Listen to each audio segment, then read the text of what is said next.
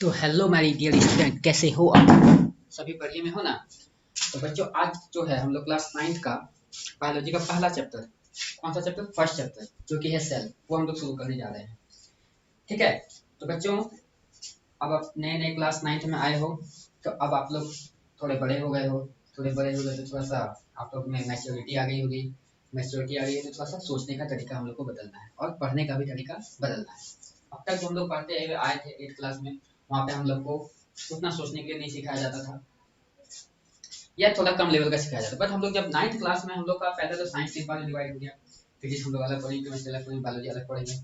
तो हर एक चैप्टर को हम लोग एनालाइज करके सोचते हुए पूरा एकदम आराम आराम से और बढ़िया तरीके से पूरा डेप्थ में जाकर पढ़ेंगे। ठीक है।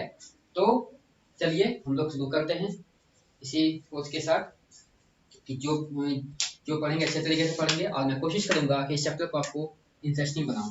ठीक है। तो चलिए, तो बच्चों हमारा जो टॉपिक है वो है स्टार्टिंग होता है सेल से। तो बच्चों, सेल के बारे में आपने बहुत बार सुना होगा, क्लास 7 से या क्लास 6 से सुनते हुए आए होंगे कि सेल। तो सेल क्या है? तो सेल हम लोग जानते हैं, cell is a structural and functional unit of life. It is the basic unit of life. मतलब कि यहीं से जिंदगी शुरू होता है, इंसान की और पेड़ पौधों की, जिनके हमारे आसपास जो भी लिविंग ऑर्गेनिज्म है, सभी की लाइफ कहाँ से शुरू होती है? एक सेल से शुरू होती है। आपको लगता होगा, ये हम लोग को लगता था पहले, अब तक हम लोग सोचते हुए आए थे कि हम लोग सांस लेते हैं, बट नहीं, हम लोग सांस नहीं लेते हैं। हम लोग खाना खाते नहीं, हम लोग खाना नहीं खाते, सेल खाना खाता है, हमारा बॉडी परफॉर्म करती है, तो हम लोग काम कर पाते हैं। तो हम लोग उस लेवल तक का बात करेंगे। ठीक है। तो बच्चों, स्ट्रक्चर, सेल को हम लोग स्ट्रक्चरल यूनिट क्यों बोलते हैं? तो इसका सबसे बढ़िया सा एग्जांपल मैंने यहाँ पे दिया हुआ है। ये देखिए, ये हमारे ये सपोज दैट मानिए, ये जो हमारा एक सेल है, हमारे बॉडी का सेल है, ये ह्यूमन सेल है। ठीक है। तो ये जो सेल है, यही सेल हमारे बॉडी का स्ट्रक्चर तैयार करता है, कि हम हमारा मुंह का शेप, हमारे फेस का शेप, हमारी हैंड का शेप, हमारे पूरे बॉडी का शेप एक सेल से ही बनकर तैयार होता है। ऐसे समझ लो कि सेल को समझने के लिए मैं ऐसे समझा सकता हूँ कि मान लो एक ब्रिक्स का टुकड़ा, ये ईंट का टुकड़ा, इस ईंट के टुकड़े को आप टुकड़ा करो, छोटा छोटा करते जाओ करते जाओ करते जाओ, एक एंड पे आके एक ऐसा टुकड़ा आपको मिलेगा जहां से कि ये फर्दर डिवाइड नहीं होगा। तो वो जो पार्टिकल जो फर्दर डिवाइड है, वो पार्टिकल किसके तरह एक्ट कर रहा है? सेल की तरह। मतलब कि हम लोग के बॉडी का अगर मैं समझाऊं, तो एक आप कोई पार्ट ले लो, उस पार्ट को छोटा करते करते एक ऐसे पार्ट पे पहुंचे जहां से उस पार्ट का और ज्यादा डिवाइड नहीं हो सकता, उसी पार्ट को हम लोग क्या बोलेंगे? सेल बोलेंगे। मतलब ये बेसिक यूनिट है हमारी लाइफ का। ठीक है। तो सेल, अब हम लोग का बॉडी का स्ट्रक्चर सेल तैयार करती है, तो इसलिए इसको स्ट्रक्चरल यूनिट बोलती है। फिर फंक्शनल यूनिट क्यों बोले? क्योंकि देखो, हर एक सेल का अपना अपना अपना काम होता है। जैसे न्यूरॉन सेल का काम होता है सिग्नल को ट्रांसफर करना, और भी सारे से स्किन सेल का काम होता है हमारे बॉडी को प्रोटेक्ट करना। तो इसी तरीके से हर एक सेल का अपना अलग अलग काम है, तो इसलिए हम लोग बोलते हैं फंक्शनल यूनिट ऑफ लाइफ, यानी कि सेल अपना फंक्शन करती है, और उस फंक्शन के कारण ही हम लोग अपने लाइफ को परफॉर्म कर पाते हैं। तो इसलिए सेल को हम लोग क्या बोलते हैं? Structural and functional unit of life. जैसे कि यहाँ आप देखिए, एक सेल से मिलकर क्या होता है? ह्यूमन बींग, ये बच्चा देखिए तो एकदम बिल्कुल चश्मिश लगता है, इसका बर्थडे है। ठीक है। तो जिस तरीके से एक ईंट से एक घर बनकर तैयार होती है, देखिए एक ईंट से, एक ब्रिक से एक घर बनकर, ये पता नहीं किस आदमी ने ये घर बनाया है, पता नहीं कहाँ पे है। अगर आप लोग को पता हो कि ये घर कहाँ पे है तो बताइए। और आप में से कौन कौन बच्चे फ्यूचर में ऐसा घर बनाने वाले, बिल्कुल मेरी तरह कुछ यूनिक टाइप का, मतलब कुछ हटके। तो अगर बच्चों आप लोग यहाँ पे आए हो, तो मेरे ख्याल से आप लोग कुछ अलग हट कर सोचने वाले होंगे, या आई थिंक, क्योंकि मैं उस तरीके से सोचता हूँ। चलो जैसा भी है। तो इस मतलब कि इस ब्रिक से, एक एक ब्रिक से जोड़ जोड़ कर ऐड करते करते एक प्यारा सा घर तैयार हुआ, जो कि उल्टा है, पता नहीं चल रहा है कि छत ऊपर है कि नीचे है। उसी तरीके से एक सेल से मिलकर, बहुत सारे सेल से मिलकर, मतलब ट्रिलियंस ऑफ सेल मिलकर हमारे इस पूरे बॉडी को क्या करना है? स्ट्रक्चर तैयार करते हैं और फंक्शन करती है हमारी बॉडी। ठीक है। तो आगे चलते हैं, discovery of cell. Discovery of cell मतलब कि सेल का डिस्कवरी किसने किया था? तो हम लोग को सबको पता है, नहीं पता तो मैं बता देता हूँ। सेल का डिस्कवरी रॉबर्ट हुक साहब ने किया था। कब किया था? इस 1665। मतलब कि समझ लो आज से लगभग लगभग दो 600 साल लगभग पहले, 600 साढ़े 600 साल पहले ही सेल का खोज हुआ था। बट अनफॉर्चुनेटली वो जो सेल था वो डेथ सेल था। क्यों डेथ सेल था? और वो सेल किसका था? तो एक मतलब ट्री का सेल, ट्री का जो कॉर्क स्लाइस, मतलब कि पेड़ का जो छिलका होता है ना, वही छिलका को जूम आउट करके देखा गया था। ये जो साइंटिस्ट थे हमारे रॉबर्ट हुक साहब ने उनको देखा था। और वो एक प्रिमिटिव माइक्रोस्कोप, मतलब कि वो हैंडमेड माइक्रोस्कोप था, मतलब कि कोई मशीन से तैयार नहीं हुआ था। उस टाइप पे माइक्रोस्कोप का नया नया इन्वेंशन ही हुआ था। इसके बारे में हम लोग डिटेल में बात करेंगे। मैं एक सेपरेट वीडियो लाऊंगा जिसमें हम लोग हिस्ट्री जानेंगे, पूरे सेल की हिस्ट्री जानेंगे, कैसे, क्यों, क्या सोचा साइंटिस्ट ने, कैसे कैसे सेल आया, हम लोग पूरे डिटेल में बात करेंगे। हम लोग यहाँ पे उसके बारे में डिटेल में बात नहीं करने वाले हैं। हम लोग मेनली अभी फिलहाल थोड़ा सा नॉलेज लेंगे सेल का। हम लोग सेल के बारे में डेप्थ में जानेंगे, बट हल्का हल्का एक ओवरव्यू ले रहे हैं कि हम लोग को कैसे इस चैप्टर को आगे पढ़ना है। ठीक है, आप ऐसे भी समझ सकते हो। ये देखिए, ये एक जो बैलून है, बैलून में पानी भरा हुआ है। ये बलून क्या है, एक सेल के आकार का है। मतलब इसको आप एक सेल समझ लो, ये क्या है, एक सेल है और सेल के अंदर ये पानी भरा हुआ है। इसी तरीके से हम लोग का ये सेल होता है। ये बात को हम लोग साइटोप्लाज्म बोलते हैं, इसको सेल मेम्ब्रेन बोलते हैं। और सेल के अंदर क्या होता है, एक न्यूक्लियस होता है, जो कि हम लोग बहुत डिटेल में आगे पढ़ने वाले हैं, इसलिए आप आराम आराम से पढ़िए। पहले हम लोग जान लेते हैं कि सेल मेनली क्या चीज से मिलकर बना होता है। क्या चीज से मतलब मीनिंग, मतलब कि जैसे मान लीजिए खिचड़ी, खिचड़ी हम लोग जो घर में बनाते हैं, क्या क्या डालते हैं उसमें, हम लोग उसमें दाल डालते हैं, चावल डालते हैं, पानी डालते हैं, हल्दी मसाला वगैरह वगैरह, सब्जी, बहुत सारे वैरायटी ऑफ सब्जी, टमाटर जो भी है, पालक वगैरह।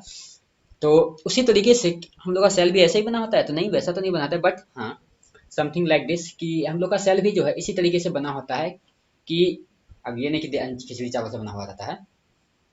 ठीक है, तो हम लोग ये जानते हैं पहले कि सेल हम लोग का बना क्या चीज़ है। जैसे खिचड़ी को बनाने के लिए इतना सारे कंपोनेंट का जरूरत होता है, उसी तरीके से एक सेल को बनाने के लिए किस किस चीज़ का जरूरत होगा। तो सेल को बनाने के लिए मेनली दो सब्सटेंस हमारे पास है, और वो है हमारे पास ऑर्गेनिक एंड इनऑर्गेनिक कंपाउंड। अब what is inorganic and organic compound, तो यहाँ पे पहले थोड़ा सा हम डेफिनेशन देख लेते हैं, फिर हम लोग समझेंगे क्या होता है ऑर्गेनिक और inorganic compound. Substance that are contain carbon are called organic compound, such as carbohydrates, proteins, fat और lipid, nucleic acids etcetera. And inorganic compound किसको बोलेंगे? The compound that do not contain carbon are called inorganic compound. Simple है। तो बच्चों, आपको ये जानकर हैरानी होगी या अब ये जानकर शॉक होगे, और ये हम लोग 10th में पढ़ेंगे भी, कार्बन के बारे में हम लोग पूरे डिटेल में पढ़ने वाले हैं क्लास 10th में। यहाँ पे फिर भी मैं आपको यहाँ पे जरूर बताऊंगा, कुछ ना कुछ तो आपको बताऊंगा नॉलेज के लिए, कि कार्बन जो है ना इतना इजीली अवेलेबल है। मतलब कि आप आसपास कोई भी चीज उठा लो, अभी आप अपने बॉडी का कोई भी पार्ट उठा लो, उसमें आपको कार्बन मिलेगा ही मिलेगा। कुछ पेंसिल, रबर, ये मोबाइल, ये लैपटॉप, जो भी है सब में कार्बन है। मतलब कि हम लोग के पीरियोडिक टेबल में अब तक हम लोग 118 एलिमेंट खोज कर मतलब इन्वेंट कर चुके हैं। तो उस 118 एलिमेंट में से 117 एलिमेंट को एक साइड कर दो और कार्बन को एक साइड कर दो। तो कार्बन जितना कंपाउंड अकेले बनाएगा ना, उतना ये सारे मिलकर भी नहीं बना पाते हैं। तो इस तरीके से आप समझ सकते हैं कि कार्बन हर एक चीज में होता है कार्बन। तो हम लोग का सेल भी इसी तरीके से ऑर्गेनिक और इनऑर्गेनिक, मतलब कार्बन और नॉन कार्बन समझ सकते हो कि ऑर्गेनिक एंड इनऑर्गेनिक कंपाउंड से मिलकर बना है। ऑर्गेनिक कंपाउंड में क्या क्या है? कार्बोहाइड्रेट, प्रोटीन, फैट और लिपिड वगैरह वगैरह। हम लोग सबके बारे में डिटेल में पढ़ने वाले हैं, इसलिए आप अभी मैं एक ओवरव्यू दे रहा हूँ। इसी तरीके से इनऑर्गेनिक कंपाउंड किसको बोलेंगे? जिसमें कि कार्बन ना हो। जैसे कि वाटर, वाटर में क्या होता है? H2O, हाइड्रोजन ऑक्सीजन, इसमें कार्बन नहीं है। Minerals etcetera. अच्छा बच्चों, आगे है हमारा साइज ऑफ सेल, मतलब सेल का साइज क्या होता है। तो यहाँ पे देखिए, अब सेल का जो साइज है वो है 1 माइक्रोमीटर। 1 माइक्रोमीटर समझने के लिए मैं आपको ऐसे बता सकता हूँ कि 1 मीटर लेंथ का आपको कपड़ा लेना है। कितने मीटर? कितने मीटर? 1 मीटर। और उसको आपको 10 लाख टुकड़ा करना है। कितना टुकड़ा? कितना टुकड़ा? 10 लाख। मतलब कि 1 मिलियन सब्सक्राइबर। आई होप जल्दी पूरा हो जाए, जस्ट जोकिंग। वन 1 मिलियन उसको क्या करना है? पार्ट में डिवाइड करना है, और वो जो टुकड़ा होगा वही आपका होगा 1 माइक्रोमीटर के लगभग। तो हम लोग सोच सकते हैं कि सेल कितना छोटा होता है, जो कि हम लोग नेकेड आई से नहीं देख सकते हैं। उसको देखने के लिए हमको इलेक्ट्रॉनिक माइक्रोस्कोप, नॉर्मल माइक्रोस्कोप भी नहीं, ये हम लोग जो नॉर्मल मोबाइल में 100 मेगापिक्सल जूम कर सकते हैं, उससे भी हम लोग नहीं देख सकते हैं। हम लोग लगभग, वैसे तो हम लोग नेकेड आई से भी बहुत सारा सेल देख सकते हैं। जैसे कि ऑस्ट्रिच का एक जो होता है वो हम लोग नेकेड आई से देखेंगे तो सेंटीमीटर में होता है। तो ऐसा नहीं है कि हम लोग नेकेड आई से सेल को नहीं देख सकते हैं, बट कुछ ऐसे सेल हैं जो कि नेकेड आई से नहीं भी देखा जा सकता है। तो उनका साइज लगभग कितना? 1 माइक्रोमीटर के लगभग होता है। स्मॉलेस्ट सेल, तो देखिए हम लोग के अर्थ पे, पूरे अर्थ पे जो सबसे स्मॉलेस्ट सेल है ना, उसका नाम है माइकोप्लाज्मा गैलीसेप्टियम। अब ये माइकोप्लाज्मा गैलीसेप्टियम क्या? ये एक टाइप का बैक्टीरिया जिसको हम लोग प्लूरोन्यूमोनिया भी बोलते हैं। ये ना एक्चुअली ये हैंड्स में एक डिसीज कॉज करता है, जैसे ब्रीथिंग प्रॉब्लम क्रिएट करता है हैंड्स में, पिजन में वगैरह वगैरह। ये दिखता कैसा है? तो ये कुछ इस टाइप का दिखता है। ये यहाँ पे मैंने सेव बनाया है। ये बेचारा जब इसके अंदर आता है ना, ये हैंड्स के अंदर, या फिर यही आएगा आपका पिजन के अंदर, ये मेनली इसी टाइप के एनिमल्स में प्रॉब्लम क्रिएट करता है। प्रॉब्लम क्रिएट क्या करता है कि ये ब्रीथिंग प्रॉब्लम क्रिएट करता है। मतलब कि इनको जब ये वायरस के अंदर चला जाता है ना, जैसे कि हमारे अंदर कोई वायरस आता है, हमारे बहुत सारी बीमारियां पकड़ लेती है, उसी तरीके से अगर ये वायरस इसके अंदर चला गया तो इसको ब्रीथिंग प्रॉब्लम होने लगता है। ओके, तो इनका साइज क्या होता है? इनका साइज 0.3 माइक्रोमीटर, मतलब कि समझिए कि माइक्रोमीटर का भी 0.3, मतलब कि एक को 0.3%। आप सोच लो 100 का 0.3% कितना हो गया? तो उतना छोटा लगभग के लगभग ये होता है, या फिर 1 मीटर के लगभग भी होता है। ठीक है, तो ये हो गया तो स्मॉलेस्ट साइज। तो बिगेस्ट मैंने अर्थ पे, पूरे अर्थ के अंदर सबसे बिगेस्ट सेल किसका होता है? तो ऑस्ट्रिच का मैंने पहले ही बता दिया था। लार्जेस्ट सेल किसका होता है? एगावर्स है। इसका साइज तो 15 to 18 सेंटीमीटर, एक स्केल के बराबर, जो कि हम लोग अपने नेकेड आई से भी देख सकते हैं। चलिए अब थोड़ा सा हम लोग अपने बारे में बात कर लेते हैं। मेनली हमको अपने बारे में ही पढ़ना है, ह्यूमन के बारे में पढ़ना है, क्योंकि हम लोग थोड़ा सा क्या है, स्वार्थी प्राणी है। मनुष्य एक स्वार्थी प्राणी किसने कहा था, बताइए। चलिए शुरू करते हैं। इन ह्यूमन बीइंग, ह्यूमन में लॉन्गेस्ट सेल, देखो लॉन्गेस्ट का मतलब लंबा होता है, लंगा है ये बाबू साहब, यही सटकता है तो हम लोग का अटकता है, मतलब ये सटकता है किसी इंसान का तो इंसान को गुस्सा चढ़ता है। जैसे कि आप लोग बात बात पे गुस्साते हो ना, तो यही सटकता है। मतलब ये क्या, ये है क्या, तो ये है न्यूरॉन सेल, जो कि हम लोग के ब्रेन में पाया जाता है, मतलब कि दिमाग में। इसको नर्व सेल भी इसको बोलते हैं। यही सिग्नल ट्रांसफर करता है, इसके थ्रू हमारा क्या होता है, सिग्नल ट्रांसफर होता है। इसी से हम लोग किसी भी बॉडी को परफॉर्म, अगर ये काम नहीं करेगा तो ना तो हम सोच सकते हैं ना कुछ भी कर सकते हैं। मान लीजिए हमको चोट लगा तो फट से ये क्या होगा, एक्टिव हो जाएगा और सिग्नल ट्रांसफर करेगा पूरे उस बॉडी के पार्ट को कि हाँ भाई यहाँ पे चोट लग रहा है, तो हम लोग की बॉडी उसी हिसाब से एक्ट करने लगती है। तो समझ गए। तो ये हम यही सेल जो है, ये हमारे बॉडी का सबसे क्या है, लंबा सेल है, लॉन्गेस्ट सेल है। ठीक है, ये लगभग 1 मीटर के लगभग भी होता है। हाँ यहाँ पे लिखा हुआ है 1 मीटर, मतलब कि आप समझ सकते हो कितना लंबा होता है ये, मतलब इसको हम लोग नेकेड ऐसे आराम से देख सकते हैं। उसके बाद लार्जेस्ट सेल, लार्जेस्ट में सबसे बड़ा सेल, तो सबसे बड़ा सेल है ओवम। ये फीमेल में पाया जाता है। ये मतलब ऐसे आप समझ लो, ये जो है ना ओवम, ये है सबसे largest cell, longest cell neuron cell. और आपका लार्जेस्ट सेल हो गया ये ओवम, जो कि फीमेल में पाया जाता है। ये एक्चुअली होता है क्या है, मैं अच्छा थोड़ी देर में बताता हूँ आपको। इनका साइज पहले देख लेते हैं, 0.1 mm के लगभग, यानी कि ये भी हम लोग लगभग अगर आपकी आँख अच्छा है तो देख सकते हैं किससे, नेकेड आई से देख सकते हैं। 0.1 माइक्रो मिलीमीटर है भाई, मिलीमीटर तो देख ही सकते हैं। ओके, स्मॉलेस्ट सेल मतलब कि स्पर्म सेल, ये साइज 4 माइक्रोमीटर होता है। और ये हम लोग ये जो है ना, ये बाबू साहब, ये ज़्यादा मस्ती से ये क्या करने जा रहा है, मैं भी थोड़ी देर में बताने जा रहा हूँ। हम आप इसी प्रोसेस से आप बाहर आए हैं, हम आप जो है इसी प्रोसेस से बाहर आए हैं, मतलब समझ गए कि ये रिप्रोडक्शन में पार्ट है, ये जो है रिप्रोडक्टिव सेल है। मतलब कि ये है, ये होती है हमारी फीमेल में होती है, और ये सेल होता है हम लोग में, मतलब बॉयज में ये वाला सेल होता है, कौन सा, स्पर्म सेल इसको हम लोग बोलते हैं, जो कि सबसे स्मॉलेस्ट सेल है पूरे ह्यूमन बीइंग का। और ये जो लार्जेस्ट सेल है, ये फीमेल में पाया जाता है, ओवम में, फीमेल में ओवम में पाया जाता है, जिसको हम लोग एग भी बोलते हैं। ये हमारा सबसे लार्जेस्ट सेल है पूरे बॉडी का, मतलब ह्यूमन बीइंग में। ओके, और यही सेल जब एंटर कर जाता है तो हम लोग बोलते हैं फर्टिलाइजेशन हो गया, और यहीं से किसी न्यू बॉर्न बेबी को बोर्न होने का प्रोसेस स्टार्ट हो जाता है। मतलब बहुत सा आगे बहुत सारा प्रोसेस होता है, बट यहीं से ही मतलब स्टार्टिंग फेज यही है, किसी भी बॉडी को रिप्रोडक्शन करने के लिए सबसे पहला स्टेप यही होता है। ओके, समझ में आ गया। इसके बारे में हमको डिटेल में नहीं जानना है, हम लोग क्लास 10 में पढ़ेंगे बढ़िया से। ओके, तो नंबर ऑफ सेल कितने हैं हमारे ह्यूमन में, तो बच्चों आपको बताऊंगा तो आपको आश्चर्य होगा, हम लोग बॉडी में 30 ट्रिलियन नंबर ऑफ सेल हैं। कितना कितना कितना 30 ट्रिलियन। और जिसमें सर मेजोरिटी ऑफ जो सेल है वो है आरबीसी। कौन सा सेल, आरबीसी, मतलब रेड ब्लड सेल, जो हम लोग के ब्लड में पाया जाता है। ब्लड में कौन क्या क्या होता है, आरबीसी, डब्ल्यूबीसी और प्लाज्मा, हम लोग पढ़ेंगे, टेंशन नहीं लेना है। बस मैं अभी क्या, मैंने पहले ही बता दिया कि अभी मैं हल्का फुल्का नॉलेज दूंगा, उसके बाद सबके बारे में हम लोग डिटेल में जानेंगे। तो इतना चीज़ हमको पढ़ना है आगे इसके बारे में डिटेल में। तो हम लोग की बॉडी में टोटल नंबर ऑफ सेल कितना है, 30 ट्रिलियन, सब मिला के पूरा बॉडी में जितना सेल है सभी मिला के 30 ट्रिलियन सेल है। मतलब कि आपको अगर 30 ट्रिलियन में यहाँ पे डॉलर जोड़ दूँ, ये अगर मैं डॉलर जोड़ दूँ, चलो ये तो मेरी हैंडराइटिंग बहुत अच्छी है, ये क्या हो गया, डॉलर का निशान ऐसा ही होता है कुछ। चलो, तो ये जो डॉलर है, अगर 30 ट्रिलियन डॉलर में आप समझ सकते हो 30 पाकिस्तान खरीद सकते हो। कितना, मेरे ख्याल से 30 पाकिस्तान। अब पाकिस्तान की जीडीपी अभी कितना है, अगर मान लीजिए 300 बिलियन डॉलर के हिसाब से भी देखा जाए तो हम लोग 30 पाकिस्तान खरीद सकते हैं मेरे ख्याल से। तो सोच लो कितना सेल, इतना सेल हमारे बॉडी में क्या है, मौजूद है। आगे बढ़े, आगे है हमारे पास लार्जेस्ट सेल, तो मैंने बता ही दिया, एगोपास्टीज होता है, ये तो मैंने देख लिया। आगे बढ़े, आगे है हमारे पास there are 200 different types of cell in human body. हम लोग की बॉडी में 200 डिफरेंट टाइप्स ऑफ सेल, मतलब कि हर एक टाइप का, बहुत टाइप का सेल है। जैसे कि skin cell, fertilizer cell, neuron cell, fat cell, बहुत सारे टाइप का सेल है। आरबीसी है, डब्ल्यूबीसी है, तो इस तरीके से बोन सेल है। फिर आपका आपको मतलब कि मसल सेल है, बहुत तरीके के सेल है। मतलब कि अगर कोई आपसे ये पूछे कि बताइए हम लोग के टोटल डिफरेंट टाइप के टोटल कितने सेल हैं, तो 200 टाइप के डिफरेंट टाइप के सेल हैं। जिसमें से कि सबसे ज़्यादा जो मेजोरिटी किसका है, आरबीसी का। सबसे ज़्यादा सेल कौन सा मौजूद है हम लोग के बॉडी में, प्रेजेंट है, आरबीसी, रेड ब्लड सेल। अब आपके नॉलेज के लिए मैं ये बता दूं कि आरबीसी जो है केवल और केवल 120 डेज हमारे बॉडी में क्या करती है, सर्वाइव कर पाती है। और डब्ल्यूबीसी जो कि ज़्यादा इंपॉर्टेंट है, इसी कारण हम लोग की बॉडी किसी मतलब कि बीमारी से लड़ने के लिए एंटीऑक्सीडेंट तैयार करती है। तो ये इसका लाइफ साइकिल है 13 डेज। ये मैंने नॉलेज के लिए बता दिया आपको। तो आगे देखते हैं कि आगे हमको क्या देंगे, ये देखिए। ओके, तो चलो बच्चों, अब हम लोग जो है शुरू करते हैं ये है आपका आरबीसी, ये दिख रहा है। ये जो ये फ्लूइड लाइक जो फ्लूइड, ये जो पानी जैसा दिख रहा है ना, ये है आपका मैट्रिक्स इसको बोलते हैं। ये होता है आपका प्लाज्मा, और ये आरबीसी, और ये हमारा डब्ल्यूबीसी। आरबीसी ज़्यादा मेजोरिटी क्या होता है, आरबीसी हम लोग के बॉडी में सबसे ज़्यादा कौन सा सेल प्रेजेंट है, तो red blood cell. Okay okay okay. तो चलिए बच्चों, मैंने बोला था कि नेक्स्ट स्लाइड में हिस्ट्री ऑफ सेल के बारे में हम लोग पूरे डिटेल में पढ़ेंगे। तो आज हम लोग देखते हैं कि हिस्ट्री ऑफ सेल कहाँ से आया, क्यों आया, थोड़ा सा देख लेते हैं। तो बच्चों, हिस्ट्री ऑफ सेल के बारे में थोड़ा सा जानते हैं कि इसकी जो नींव है ना, इसकी नींव आपकी जो है माइक्रोस्कोप के इन्वेंशन से स्टार्ट हुई। किसके इन्वेंशन से? माइक्रोस्कोप के इन्वेंशन से।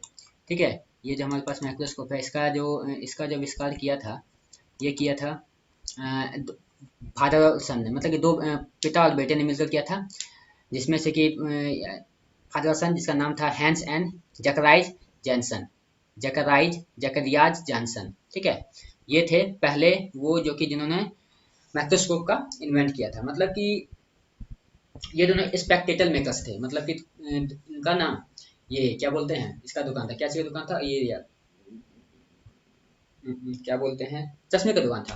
तो चश्मे का दुकान था, तो ये मतलब स्पेक्टेकल बनाते। तो इसी तरीके से वो जोड़ जोड़ कर क्या करने लगे, लेंस, इसी तरह से लोग खुद का मतलब हम लोग नहीं, जैसे जुगाड़ू टाइप का, तो वही जुगाड़ू करते करते इन्होंने ही सबसे पहले माइक्रोस्कोप को देखा था। तो जब अब चलिए, तो यहीं से जब माइक्रोस्कोप आ गया था सब साइंटिस्ट के बीच में, उस समय जैसे अभी आईपैड कैसे फेमस है, हम लोग के बीच में मोबाइल कैसे फेमस है, हम लोग बिना मोबाइल का नहीं रह सकते, उसी तरीके से उस टाइम पे ये इतना विचित्र चीज था, मतलब इतना समझ लीजिए कि यूनिक इंसिडेंट था उस समय के ह्यूमन बीइंग के लिए, कि सभी लोग जाकर माइक्रोस्कोप खरीदने लगे और हर एक चीज को जाकर देखने लगे कि अरे चलो, किसी का आंख देखना है, किसी का बाल देखना है, किसी का पैर देखना है, जो मन सो मतलब देख रहे थे कि हाँ भाई क्या हो रहा है, कोई बड़ा होके क्यों दिख रहा है, ऐसा मतलब दिमाग में सबका कुछ से कुछ चल रहा था। तो उसी टाइम पे एक महान साइंटिस्ट थे, रॉबर्ट हुक साहब। रॉबर्ट हुक साहब जो कि एक गरीब फैमिली से आते थे, इनका पूरा फैमिली प्रिस्ट था। प्रिस्ट मतलब बोले तो जैसे कि क्रिश्चियनिटी में नहीं होते हैं, क्या बोलते हैं जो चर्च में होते हैं, मॉन्क्स, मॉन्क्स बोलते हैं उसको शायद। हाँ, तो उन्हीं फैमिली से बिलोंग करते थे, और थोड़ा मिडिल क्लास फैमिली से थे, बट पढ़ने में भी बहुत तेज थे। तो उन्होंने ही सबसे पहले डिस्कवर किया था किसका, सेल का। उन्होंने क्या किया कि जब ये देखिए, ये इसका माइक्रोस्कोप, मैंने बोला था ना सब कुछ जितना बताऊँ, ये है हमारे हुक साहब, और ये है आपका, इन्होंने हाथ से ही, मतलब प्रिमिटिव माइक्रोस्कोप था, हाथ से इन्होंने बनाया था। जब इन्होंने देखा, ये क्या किया, पेड़ का छिलका लेकर आए, और जब उनको देखा तो ये कुछ इस टाइप का दिखा, यहाँ पे देख रहा है आपको, ये हनीकॉम्ब, मतलब कि मधुमक्खी के छत्ते की तरह दिखा। तो इनको छत्ते की तरह दिखा, तो ये देखो, ये कैसा है, ये एक रूम की तरह दिख रहा है, ये नहीं लग रहा है कि एक सबसे अलग अलग पार्ट में बटा हुआ है एक प्रॉपर। तो इनको लगा कि ये तो एक अलग अलग पार्ट की तरह लगा है, मतलब कि जैसे कि ये तो मैंने पहले ही बताया कि ये क्रिश्चियनिटी से आते थे, मतलब कि ऐसा समझो कि ये जो आते थे, इनके पापा प्रीस्ट थे। तो ये मतलब चर्च में जाया करते थे, तो वहाँ चर्च में अलग अलग रूम होता है जिसमें मॉन्क्स लोग रहते थे। तो इन्होंने बोला ये तो उसी रूम की तरह लग रहा है, मॉन्क्स के रूम की तरह। तो इन्हें, और उस रूम को हम लोग ये लोग बोलते थे सेलुला, या फिर स्मॉल रूम। यहाँ पे देखो, यहाँ पे लिखा हुआ है स्मॉल रूम। तो उसी से मतलब कि ये इंस्पायर होकर इनका नाम क्या रख दिया, सेल रख दिया। यहाँ पे मॉन्क रहते थे, मॉन्क लोग अलग अलग रूम में रहते थे, तो उनको भी इसी तरीके से दिखा। जब ये माइक्रोस्कोप से देखे, तो इसी से इंस्पायर होकर इन्होंने इसका नाम क्या रख दिया, सेल रख दिया। सेल का नाम मतलब कि कॉर्क, सेल का नाम कॉर्क रखा, यानी कि वो डेथ सेल था। डेथ सेल इन्होंने सबसे पहले देखा था, उसके बाद लाइव सेल देखा था लियोन हुक ने, वो हम लोग आगे देखेंगे। Hooke's descripted of this cells was publish in macro. देखिए बहुत इंपॉर्टेंट पॉइंट है, उन्होंने इस चीज़ के बारे में, इस पूरे इंसिडेंट के बारे में एक बुक में लिखा था, डिस्कवरी ऑफ, कि हाँ मैंने इस तरीके से सेल को देखा, वो मतलब कि ये इस तरीके से दिख रहा है। और उस टाइम की ये हॉट सेलिंग बुक थी, मतलब उस टाइम ये बुक बहुत ज़्यादा फेमस थी हुई, और हॉट सेलिंग बुक थी। कौन सी बुक, माइक्रोफेबिया, माइक्रोग्राफिया। ओके। और एक चीज़ मैं और आपके नॉलेज के लिए बता दूं कि सेल का स्टडी हम लोग, जैसे कि हम लोग धरती का स्टडी, मतलब कि ऐसे समझो कि अर्थ का पूरा ऑब्जर्व स्टडी को हम लोग क्या बोलते हैं, भूगोल, मतलब ज्योग्राफी बोलते हैं। तो उसी तरीके से सेल का स्टडी को हम लोग क्या बोलेंगे, साइटोलॉजी। क्या बोलेंगे, साइटोलॉजी। ओके, होपफुली में समझ आगे देखते हैं। सेल के बाद क्या हाँ, सेल के बाद जो है लाइव सेल का डिस्कवरी हुआ। लाइव सेल मतलब कि जिंदा सेल, जो कि एक्चुअल में किन्होंने डिस्कवर किया था, लियोन हुक ने, लियोन हुक साहब ने। और ये देखिए, ये एक क्या थे, ये एक टेलर मेकर थे। लियोन हुक साहब एक क्या थे, टेलर मेकर थे। आप सोच सकते हैं कि एक दर्जी जो है सबसे पहले लाइव सेल को देखा था। कैसे, तो मैंने पहले ही बताया था कि ये दर्जी जो थे तो ये क्या करते थे, डिफरेंट डिफरेंट दुकान पे जाते थे और इनके पास एक लेंस हुआ करता था और लेंस से ये क्या कपड़े को देखते थे, कपड़ा जो है ना, कपड़ा को एकदम तीर के ऐसे ये कपड़ा का रेशा निकाल निकाल के लेंस से देखते थे, ये लेंस है, इससे देखते थे कि हाँ भाई ये कपड़ा कैसा है, क्वालिटी इसका कैसा है, फैब्रिक कैसा है। तो ऐसे करके देख के ही इनको आइडिया लगता था कि हाँ कैसा कपड़ा लेना नहीं लेना था। इस तरीके से देखते देखते इन्होंने क्या किया, खुद का एक माइक्रोस्कोप बना लिया।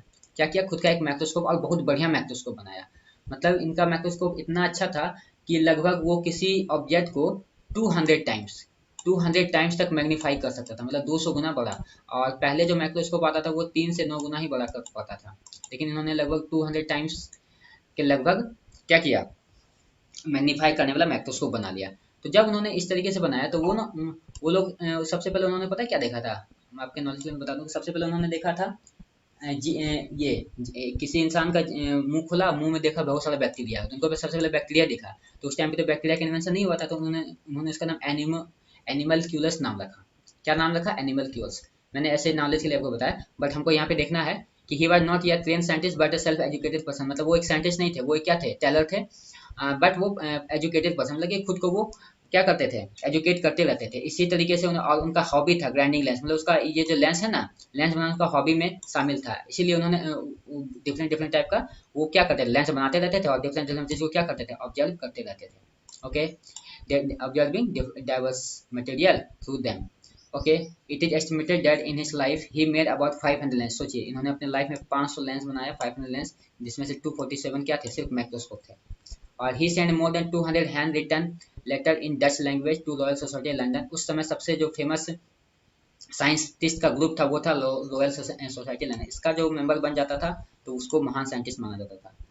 हुक साहब भी इसके मेंबर थे और न्यूटन साहब भी इसके मेंबर बने। उनके बाद इनको भी इनका मेंबर बनाया गया, इनको लियोन हुक साहब को। ये क्या करते थे ना कि जो चीज़ ऑब्जर्व करते थे लेंस को देखकर, वो हैंड रिटन मतलब कि रिटन लेटर के फॉर्म में यहाँ किनको भेजते थे, रॉयल सोसाइटी लंदन को भेजते थे।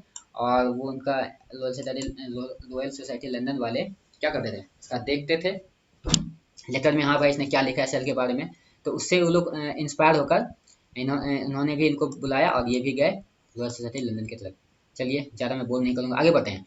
और इन्होंने बुक जो लिखा था वो बुक था सीक्रेट ऑफ नेचर। मतलब कि इस नेचर के बारे में, इस घटना के बारे में उन्होंने सबसे पहले इस बुक में बताया था, किस बुक में, सीक्रेट ऑफ नेचर के बारे में। आगे देखते हैं आगे क्या चीज़ का इन्वेंशन हुआ था। आगे हुआ था डिस्कवरी ऑफ न्यूक्लियस।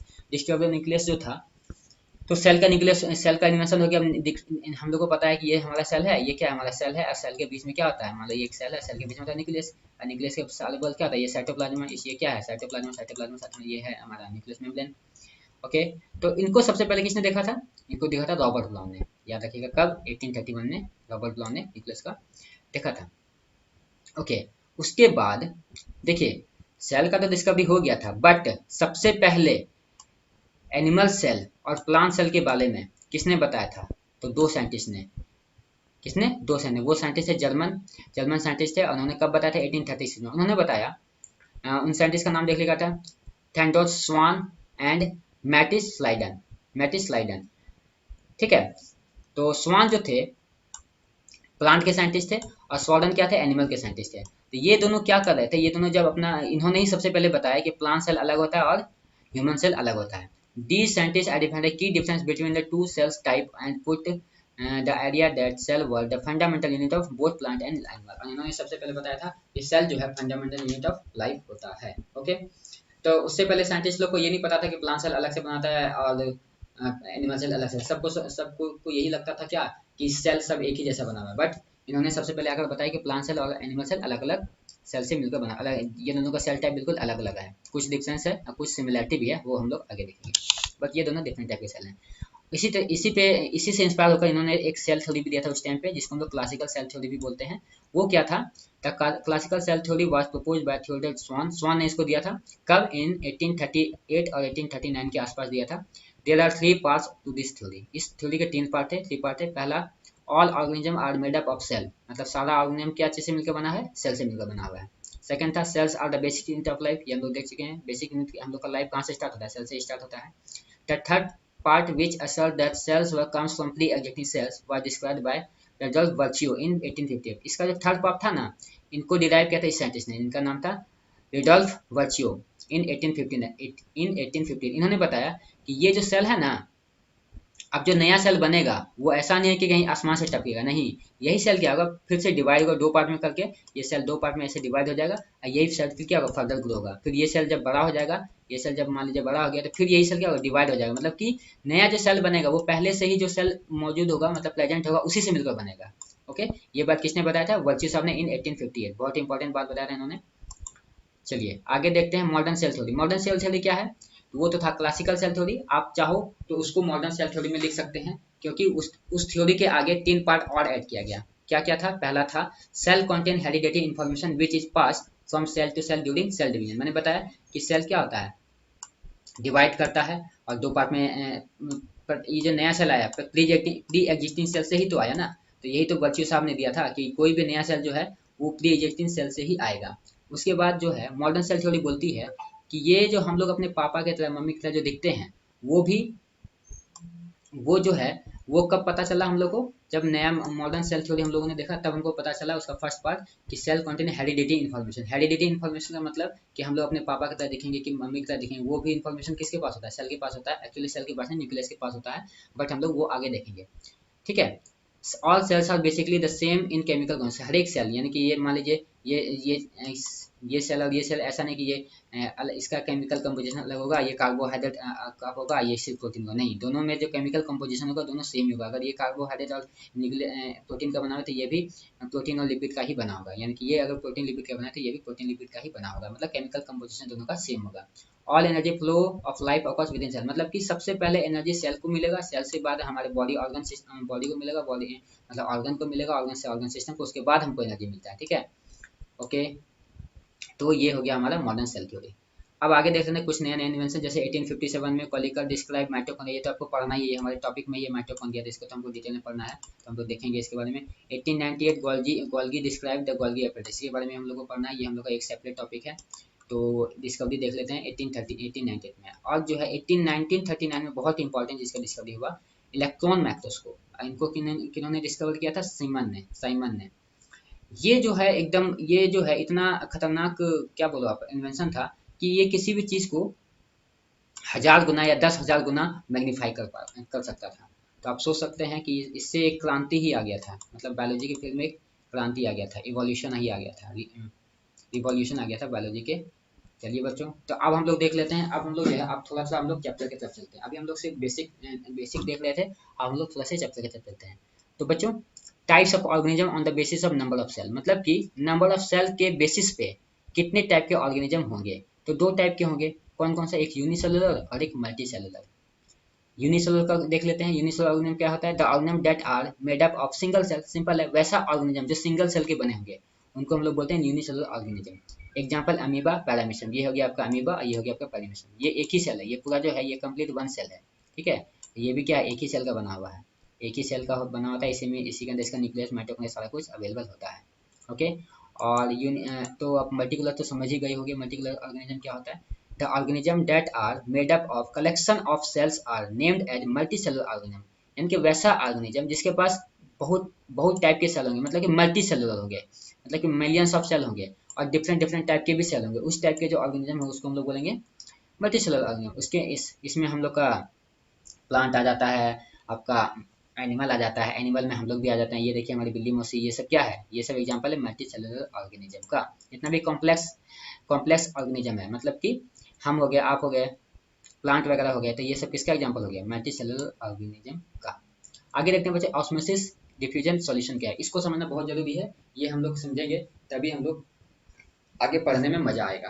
तो क्या मैं आपको बोर तो नहीं कर रहा हूँ, अगर बोर कर रहा हूँ तो इसको मैं इंटरेस्टिंग बनाता हूँ। चलिए, तो ऑस्मोसिस, ऑस्मोसिस क्या होता है, तो ऑस्मोसिस बच्चों आप लोगों ने केमिस्ट्री में पढ़ा होगा, रिवर्स ऑस्मोसिस वगैरह, चलो कोई बात नहीं, नहीं पढ़ा तो मैं यहाँ पे बता देता हूँ। ऑस्मोसिस क्या होता है, the movement or flow of water from higher concentration to lower concentration is called osmosis. तो बच्चों आपने देखा होगा कि पानी जो है जमीन से ऊपर जाता है, मतलब पहाड़ से नीचे आता है कि नीचे से पहाड़ पे जाता है, तो पहाड़ पर से नीचे गिरता है, मतलब कि हायर कंसंट्रेशन से लोअर कंसंट्रेशन। अगर मान लो एक जगह पे आपने पानी गिरा दिया तो पानी वहां से ही बहना स्टार्ट होगा ना, यानी कि पानी का कंसंट्रेशन जहां होगा वहां से वो लोअर कंसंट्रेशन की तरफ चलेगा। जैसे कि एनर्जी का ट्रांसफर, हायर जहाँ पे गर्मी ज्यादा होगा वहां से, जैसे मैंने आप लोगों ने आप मैं एक एग्जांपल बताता हूँ। आप एक रॉड लो और जाके गर्म करो, तो पहले क्या होगा, रॉड का दूसरा दूसरा पॉइंट गर्म होगा, उसके बाद ना ये वाला पॉइंट गर्म होगा, ये साइड से आप पकड़े हुए हो। तो उसी तरीके से हीट का जैसे ट्रांसफर हायर हीट से लोअर हीट की तरफ होता है, उसी तरीके से वाटर का जो मूवमेंट है तो वो भी हायर कंसर्न, मतलब कि जहाँ पे ज़्यादा पानी होगा वहाँ से जहाँ पे पानी नहीं होगा या कम पानी को उधर तरफ पानी बहेगा। इसी को हम लोग सिंपल में सिंपली ऑस्मोसिस बोलते हैं बस। मतलब कि हायर कंसंट्रेशन से लोअर कंसंट्रेशन की तरफ जो वाटर का फ्लो होता है उसको हम लोग ऑस्मोसिस बोलते हैं। तो ऑस्मोसिस बोलते हैं, तो डिफ्यूजन क्या है, तो बस जस्ट इसका उल्टा। On the other hand movement transfer of material other than water is called diffusion, मतलब कि वाटर को छोड़ के दूसरा जितना भी दुनिया में मटेरियल है, सॉलिड लिक्विड गैस कुछ भी हो सकता है, वो उस टाइप का मूवमेंट को हम लोग बोलेंगे डिफ्यूजन। वो उसमें भी क्या होगा, हायर कंसंट्रेशन से लोअर कंसंट्रेशन की तरफ। मतलब कि मान लीजिए कहीं पे ज्यादा गैस है, मतलब ऑक्सीजन का गैस बहुत ज्यादा है, ऑक्सीजन बहुत ज्यादा है। अब ऑक्सीजन ज्यादा गैस ज्यादा है तो वो ज्यादा से कहाँ, लोअर कंसंट्रेशन जहाँ पे ऑक्सीजन नहीं होगा उधर जाना पसंद करेगा, है ना। जैसे कि मान लो एक बंदा है, एक बच्चा भीड़ में जाके जमा हो गया, तो भीड़ से अब वो बच्चा कहाँ घर जाना चाहेगा, तो घर क्या हो गया उसका, लोअर कंसंट्रेशन, और भीड़ क्या होगा, हायर कंसंट्रेशन। तो इस तरीके से आप समझ भी सकते हैं। तो बच्चों सॉल्यूशन क्या है, सॉल्यूशन आप लोग का केमिस्ट्री का पहला ही चैप्टर है जिसमें सॉल्यूट और सॉल्वेंट होता है। सॉल्यूट जिसको जो कि हम लोग का लोअर अमाउंट में प्रेजेंट होता है उसको हम लोग सॉल्यूट बोलते हैं, और जो कि हायर अमाउंट में प्रेजेंट होता है उसको हम लोग क्या बोलते हैं, सॉल्वेंट बोलते हैं। मैंने यहाँ पे एक एग्जाम्पल भी लिया है, जैसे कि ये मान लीजिए ये वाटर है, ये जो आपको ब्लू ब्लू दिख रहा है ये वाटर है, इसमें क्या है NaCl नमक है, मतलब मैंने इसमें पानी मिला दिया है। तो नमक कम मात्रा में है, मतलब कम क्वांटिटी में नमक है, सॉल्ट है, और ज़्यादा क्वांटिटी में क्या है, वाटर है। तो वाटर यहाँ पे क्या हो जाएगा, सॉल्वेंट। ज़्यादा क्वांटिटी में जो होगा उसको हम लोग क्या बोलते हैं, सॉल्वेंट बोलते हैं, और जो लोअर क्वांटिटी में होता है उसको हम लोग बोल देते हैं क्या, सॉल्यूट। ओके, आगे बढ़े। तो आगे है बच्चों इसका, इस चैप्टर का एक और important topic, hypotonic, hypotonic, isotonic. बहुत ही आसान, बहुत ही सिंपल है, मैं आपको आराम से समझाऊंगा। चलिए, हाइपर का मतलब होता है ज़्यादा, हाइपर का मतलब क्या होता है, ज़्यादा, ठीक है। तो वैसे मान लो यहाँ पे एक सेल है, मैंने एक सेल बनाया, ठीक है, और सेल के सराउंडिंग में मैंने, सॉल्यूशन क्या होता है, पानी, वाटर का सॉल्यूशन होता है। तो सेल के बाहर मान लो क्या है, पानी है, वाटर है, ओके। तो अब देखिए हाइपर का मतलब होता है ज्यादा, जहाँ पे ज्यादा वाटर होगा उसको हाइपर बोलेंगे। हाइपो का मतलब जहाँ पे कम वाटर होगा इसको हाइपो बोलेंगे। आइसो मतलब सेम। तो बस यहाँ पे देख लो, जहाँ पे ज्यादा वाटर का कंसंट्रेशन होगा उसको हाइपरटोनिक सॉल्यूशन बोलेंगे। Medium has lower concentration of water than cell, मतलब कि सेल में अगर वाटर का कंसंट्रेशन ज्यादा होगा, इसका मतलब उल्टा कि सेल के बाहर कम होगा। अगर सेल में वाटर का कंसंट्रेशन ज्यादा है तो सेल के बाहर क्या होगा, कम ही होगा ना। तो वही चीज यहाँ पे लिखा हुआ है कि medium has lower concentration of water than cell, मतलब कि सेल के बाहर जो है कंसंट्रेशन कम होगा, तो उसका उल्टा क्या होगा, सेल के अंदर कंसंट्रेशन ज्यादा होगा। तो वैसा सॉल्यूशन या वैसा सिस्टम जिसमें क्या हो, सेल के अंदर वाटर का कंसंट्रेशन ज्यादा हो, मतलब सेल के अंदर पानी ज्यादा हो और बाहर पानी वाटर कम हो, ऐसा कंसंट्रेशन, ऐसा सॉल्यूशन को हम लोग क्या बोलेंगे, हाइपरटोनिक सॉल्यूशन। इस केस में आपको वाटर कहाँ से जाएगा, सेल से बाहर की तरफ जाएगा, सेल से water closest the cell, cell shrinks. Simple है, सेल से पानी क्या आ जाएगा, बाहर की तरफ जाएगा, और सेल हमारा क्या आ जाएगा, पतला हो जाएगा। इसको हम लोग आगे मैं डायग्राम से समझाऊंगा। पहले यहाँ पे बता देता हूँ कि हाइपरटोनिक और हाइपोटोनिक होता क्या है। मतलब कि अगर सेल से बाहर पानी जाएगा तो इसको हाइपरटोनिक सॉल्यूशन बोलेंगे, और अगर सेल के अंदर आएगा, बाहर अगर मीडियम बाहर में सराउंडिंग में ज्यादा कंसंट्रेशन है वाटर का, तो वहां से जो अगर अंदर की तरफ अगर वाटर आएगा तो उसको हम लोग हाइपोटोनिक सॉल्यूशन बोलेंगे। तो फिर आइसोटोनिक किसको बोलेंगे, और सिंपल है कि बाहर से अगर अंदर पानी आ रहा है तो ये सेल क्या होगा, बड़ा हो जाएगा, फूलते चला जाएगा, ओके। और लास्ट है हमारे पास आइसोटोनिक। आइसोटोनिक मतलब कि दोनों जगह सेम मूवमेंट होगा, मतलब अंदर भी उतना ही वाटर आएगा और बाहर भी उतना ही वाटर जाएगा। ऐसा सोल्यूशन हम लोग क्या बोलेंगे, आइसोटोनिक सोल्यूशन। यहाँ पे मैं आपको डायग्राम से दिखा दें, देखो हाइपरटोनिक सोल्यूशन, इसको हम लोग प्लाज्मोलाइसिस भी बोलते हैं। देखिए यहाँ पे ये जो मैंने ब्लू कलर का दिखा है ना, ये है आपका वाटर, और ये येलो कलर का सॉल्ट है। तो यहाँ पे क्या होगा, देखिए वाटर ज़्यादा कहाँ पे है, अंदर में कि बाहर में। तो देखो अंदर में वाटर का कंसंट्रेशन क्या है, ज़्यादा है, और बाहर क्या है, एक दो तीन चार, चार वाटर के मॉलिक्यूल्स हैं। अंदर में क्या है, ज़्यादा वाटर है, तो बताओ वाटर कहाँ से जाएगा, अंदर से बाहर की तरफ जाएगा। क्यों, क्योंकि हायर कंसंट्रेशन से लोअर कंसंट्रेशन की तरफ वाटर बहता है। तो ऐसा सॉल्यूशन को हम लोग क्या बोलेंगे, हाइपरटोनिक सॉल्यूशन। वैसा सॉल्यूशन जिसमें वाटर जो है सेल से बाहर की तरफ जाएगा, मतलब सराउंडिंग में जाएगा, उसको हम लोग बोलेंगे हाइपरटोनिक सॉल्यूशन। इस प्रोसेस को हम लोग प्लाज्मोलाइसिस भी बोलते हैं। और हाइपोटोनिक में क्या होगा, जस्ट इसका अपोजिट। यहाँ पे कंसंट्रेशन ज्यादा था तो यहाँ पे सेल के अंदर कंसंट्रेशन ज्यादा था, तो यहाँ पे सेल के बाहर कंसंट्रेशन ज्यादा होगा। यहाँ पे देखिए सेल के अंदर बाहर वाटर का कंसंट्रेशन क्या ज्यादा है। सेल के अंदर कितना है, एक दो तीन, तीन मॉलिक्यूल है वाटर का। तो बताओ आपको उस वाटर क्या होगा, अंदर से बाहर से अंदर की तरफ जाएगा। इस केस में देखिए आपका सेल क्या होगा, फूल जाएगा, मतलब स्वेलअप हो जाएगा, बड़ा हो जाएगा सेल। तो हाइपोटोनिक सोल्यूशन में सेल का साइज बढ़ जाता है, और हाइपोटोनिक सोल्यूशन में सेल का साइज घट जाता है। क्यों घटता है, क्योंकि वाटर क्या होता है, सेल से बाहर आने लगता है, कंसंट्रेशन हायर से लोअर की तरफ जाने लगता है, तो सेल क्या होगा, स्लिंक होगा। और इसमें क्या होता है, सेल वाटर क्या होता है, सेल के अंदर जाने लगता है, तो सेल क्या होता है, साइज बढ़ने लगता है। और आइसोटोनिक में कुछ नहीं, बस आइसोटोनिक में क्या होता है, सोल्यूशन देखिए जितना पानी अंदर आ रहा है उतना ही पानी बाहर जाएगा। जैसे कि 1 2 3 4 5 वाटर के मॉलिक्यूल हैं, 1 2 3 4 एंड 5 5। तो देखिए जितना पानी अंदर आ रहा है उतना ही पानी बाहर भी जा रहा है। तो ऐसा केस में क्या होगा, सिंपल है कि सेम साइज का रहेगा। ये तो हाइपरटोनिक में क्या होगा कि सेल के अंदर कंसंट्रेशन वाटर का ज्यादा होगा, और इस केस में वाटर क्या होगा, अंदर से बाहर की तरफ जाएगा, और ये सेल क्या होगा, पतला हो जाएगा, मतलब कि पिचक जाएगा, ऐसे समझो आप। और हाइपोटोनिक में क्या होगा, बाहर से अंदर की तरफ से आएगा, और सेल हमारा क्या हो जाएगा, पानी जब जाएगा। आप खुद सोचो ना कि पानी भर रहा है तो ये मोटा ही ना होगा, खुल जाएगा ये। आगे आइसोटोनिक में क्या होगा, कुछ नहीं, जितना अंदर जा रहा है उतना ही बाहर, तो इसमें कुछ नहीं होगा। आगे भी है कुछ नहीं आगे। तो बच्चों चलिए, thank you very much all of you, अगर मैं आपको समझा पाया हूँ तो। और जल्द ही हम लोग इसका नेक्स्ट पार्ट भी लाएंगे, और मैं इसी तरीके से कोशिश करूँगा कि और इंटरेस्टिंग इसको बनाने का कोशिश करूँ। Thank you very much for watching my video. तो अच्छे से पढ़ो, मन लगाकर पढ़ो, और अच्छे से मार्क्स लो। 9th क्लास हम लोग का बेसिक क्लास होता है, यहीं से हम लोग का बेस तैयार होता है। अगर आपको इंजीनियर, डॉक्टर, IAS FS कुछ भी बनना है, यहीं से हम लोग हमारा बेस है। अब तक आप लोगों ने क्या पढ़ा नहीं पढ़ा उससे कोई मतलब नहीं है, बस आप लोग पढ़ो मन लगा के। और मैं आपको इस चैप्टर को हर एक, मैं मैथ पढ़ाऊंगा, साइंस पढ़ाऊंगा, बायोलॉजी पढ़ाऊंगा, सब कुछ पढ़ाऊंगा मैं आपको। तो बस आप लोग इसी तरीके से सपोर्ट कीजिए, अपना भी पढ़िए, अपने माँ बाप का नाम रोशन कीजिए। Thank you very much, all the best. जय हिंद, वंदे मातरम, सत श्री अकाल, आदाब, सभी बच्चों को प्रणाम।